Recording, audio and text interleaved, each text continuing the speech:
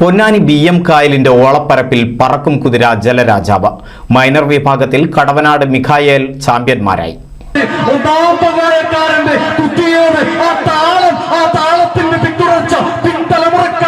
പകർന്നുകൊണ്ട് അവരങ്ങനെ അയ്യടാ പോയടാ എന്നുള്ള താളത്തിൽ നീല ജേഴ്സിയൊക്കെ അണിഞ്ഞ് അങ്ങനെ നമ്മുടെ കായൽ കോമ്പനം കടന്നു വരികയാണ്. ഒട്ടും ആവേശം ചോരാതെ, ഒട്ടും ആ വീര്യം വാശിയും കുറയാതെ.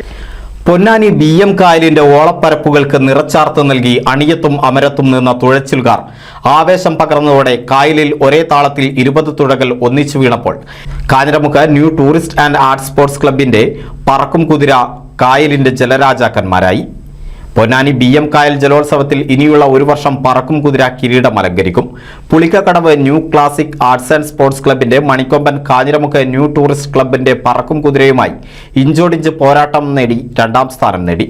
മൈനർ വിഭാഗത്തിൽ കടവനാട് ആരോഹ ക്ലബിന്റെ മിഖായേൽ 1ാം സ്ഥാനം നേടി കിരീടത്തിൽ മുത്തമിട്ടു. കടവനാട് വീരപുത്രൻ 2ാം സ്ഥാനവും പള്ളിപ്പടി ജൂനിയർ കായൽ കുതിര 3ാം സ്ഥാനവും കരസ്ഥമാക്കി. ചതയം നാളിൽ ജലവീരന്മാരുടെ മാസ്മരിക പ്രകടനം കാണാൻ തടിച്ചുകൂടിയ പുരുഷാരങ്ങളെ സാക്ഷി നിർത്തിയാണ് ഇഞ്ചോടിഞ്ച് പോരാട്ടത്തിനൊടുവിൽ മേജർ വിഭാഗത്തിൽ പറക്കും കുതിരയും മൈനർ വിഭാഗത്തിൽ മിഖായേലും വിജയതീരമണഞ്ഞത്. മേജർ മൈനർ വിഭാഗങ്ങളിലായി 22 ടീമുകൾ മത്സരത്തിൽ പങ്കെടുത്തു.